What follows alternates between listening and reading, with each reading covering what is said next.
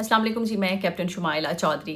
कहते हैं कि अल्लाह ताला किसी को दुश्मन भी दे तो ख़ानदानी और ज़र्फ़ वाला, लेकिन मैं समझती हूँ कि पाकिस्तान इस मामले में कुछ ज़्यादा खुशकिस्मत नहीं है, क्योंकि पाकिस्तान को दुश्मन मिला है भारत में बैठा हुआ मोदी। मोदी साहब इस वक्त जो है वो नई तखरीबकारी करने की कोशिश कर रहे हैं। जब से पाकिस्तान का मक्का डिफेंस एग्रीमेंट हुआ है, पूरी दुनिया में पाकिस्तान के चर्चे हैं और हर चैनल पर बैठकर सिर्फ पाकिस्तान के इस एग्रीमेंट की बात हो रही है।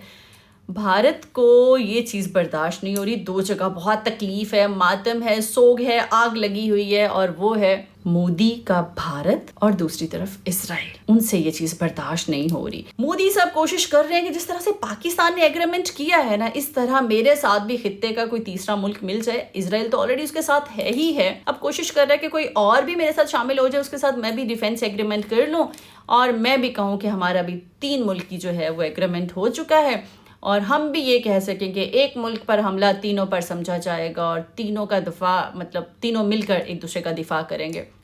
मोदी साहब, ये कोई इतना आसान काम नहीं है। ये इसके लिए मैंने पहले भी अपने व्लॉग में कहा था, जंग लड़नी और जीतनी पड़ती है, और आपके साथ संदूर में क्या हुआ वो तो पूरी दुनिया जानती है।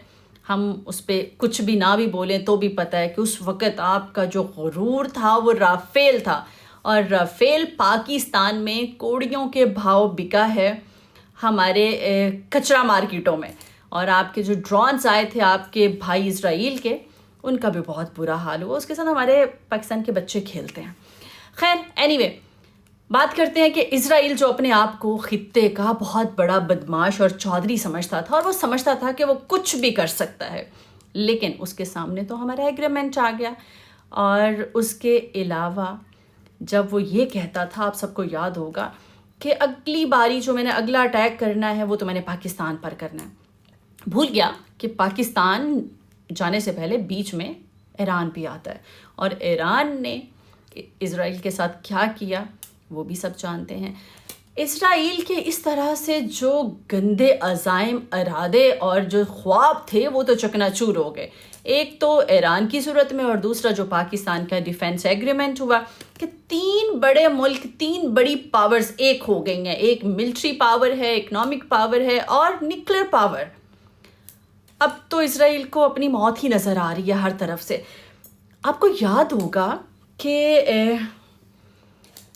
ये जो ईरान और इजराइल की या अमेरिका की जंग चल रही थी, इसमें हर जगह अटैक हुए, लेकिन हमने देखा कि चाबहार बंदरगाह पर अटैक नहीं हुआ, क्योंकि भारत को ये लगता था कि उसकी इजाज़त तो हमें मिल गई है।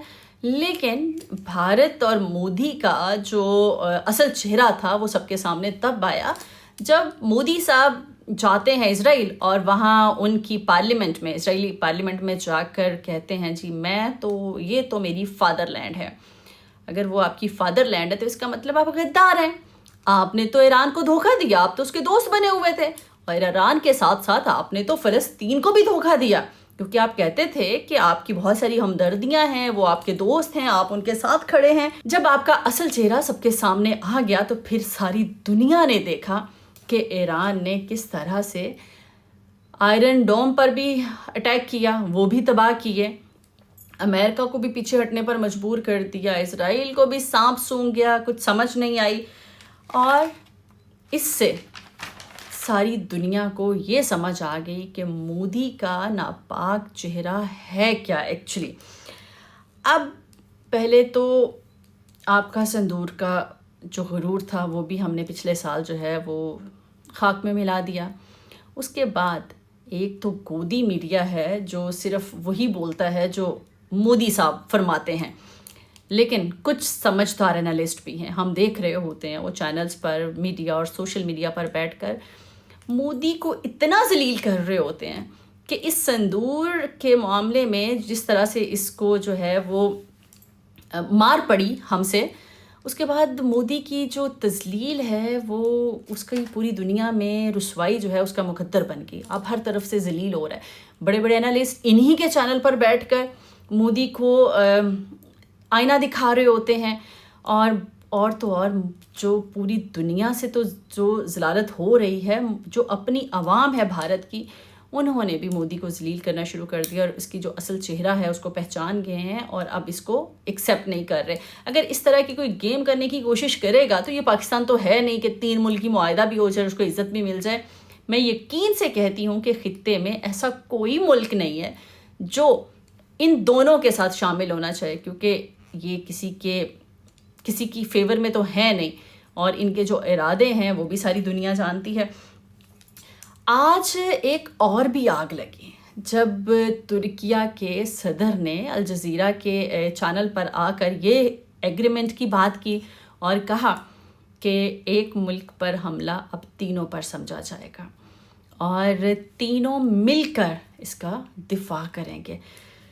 تو میں ابھی بھی کہوں گی مودی صاحب کو کہ عقل کے ناخن لیں، سمجھ جائیں، اچھے بیوے بچوں کی طرح، اچھے ہمسایوں کی طرح آپ رہیں. ہم امن پسند لوگ ہیں. ابھی جو 14 اگست کا ہمارا فنکشن ہوا، جشن آزادی ہم نے سیلیبریٹ کی، اس میں آپ نے دیکھا ہماری عسکری اور سیاسی قیادت بھی سامنے تھی اور آپ کو کلیئر کٹ جواب میسج بھی دیا گیا اور ایک طرح سے وارن کیا گیا کہ سنبھل جاؤ، سمجھدار بن جاؤ، اچھے ہمسائے بن جاؤ. اگر تم نے کوئی ایسی ویسی حرکت کی یا تم نے سوچا تو تمہیں پہلے سے زیادہ کرارا جواب دیں گے. ہم امن ہم چاہتے ہیں، اس کو ہماری کمزوری نہ سمجھا جائے. اور تم نے دیکھ لیا تمہارے جتنے بھی غرور تھے کس طرح سے ہم نے خاک میں ملائے اور آگے بھی انشاءاللہ ملاتے رہیں گے. پاکستان ہمیشہ زندہ باد.